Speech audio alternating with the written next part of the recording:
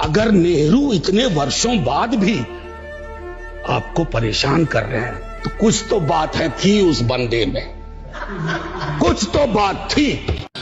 100 साल आप चुनाव जीतेंगे लेकिन नेहरू को फिर भी वहां खड़ा पाएंगे, क्योंकि अथॉरिटेरियनिज्म के खिलाफ पार्लियामेंट्री डेमोक्रेसी के प्रतीक है Nehru.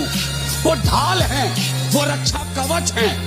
Sound cliched, but I genuinely believe Jawaharlal Nehru was one of the greatest statesmen. I think the challenge जो कि जवाहरलाल नेहरू फेस कर रहे थे, this is a country, ये हमने 200 साल तक लूट लिया है, इसमें 10% लिटरेसी है, इसके अंदर 95% पॉवर्टी है, और अब तुम्हें इसको डेमोक्रेसी बनाना है। सॉरी, हमें जाना पड़ रहा है क्योंकि वर्ल्ड वॉर 2 ने हमें बर्बाद कर दिया। So bye, take care. Then he stood there and he said that okay, let's do it one by one. He also said that कि मैं पिछले इंडिया की 3000 साल की जो सिविलाइजेशनल पॉलिटिकल है, मैं उसको चेंज करके I'll usher India into a democracy, and he damn it, he did it. मेरे साइड में पाकिस्तान है, उनसे कॉन्स्टिट्यूशन 10 साल में बना था, उन्होंने पिछले 60 साल में 3 बार कॉन्स्टिट्यूशन बदल लिया है और उनको डेमोक्रेसी का डी नहीं आता। एक साइड में बांग्लादेश है, ये कब फट जाएगा इसका नहीं पता। Sri Lanka, it's headache. Myanmar, everything is burning, and this guy comes at the most vulnerable time of the history in India, and modern India create he Nehru ने किया है। टाइम मशीन नहीं है सर, नहीं तो मैं अपने सारे साथियों को 47-46 ले जाता। खून की नदियां बह रही थी दोनों तरफ, खून की नदियां। मंदिर में गाय काट के फेंकी जा रही थी, मस्जिद में सुअर फेंके जा रहे थे।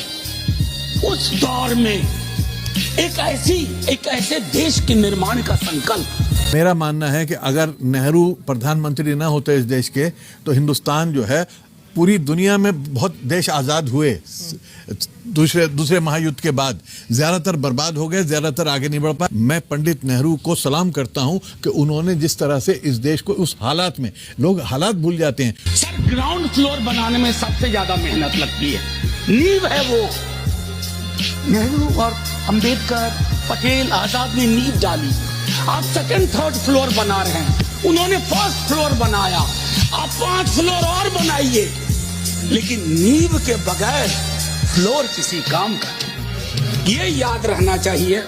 खुली गाड़ी में नेहरू बैठे हुए हैं, उनके ऊपर फूल फेंके जा रहे हैं, हार फेंके जा रहे हैं, और उनको सुनने लाखों अमेरिकन आ रहे हैं। किसी प्रेसिडेंट को ऐसा नहीं होगा, किसी लीडर को ऐसा नहीं, कि 2 बार टिकट टेप परेड होती है न्यूयॉर्क के बीच में 5th एवेन्यू पे। फिर नेहरू बैठे हुए हैं, नेहरू प्लेन के अंदर हैं। ये नहीं कि प्रेसिडेंट गया खुद एयरपोर्ट उनको रिसीव करने, कैनेडी खुद प्लेन में घुस गया चढ़ के नेहरू को रिसीव करने, और उनको खुद उतार के ला रहा है, और उनको खुद बिठा रहा है अपनी गाड़ी में और खुद लेके जा रहा है। ये नहीं कि किसी और मंत्री को भेजा, प्रेसिडेंट खुद जाता है और खुद प्लेन में घुसता है। तो उस तरह की इज्जत का आप तस्वुर कर नहीं सकते।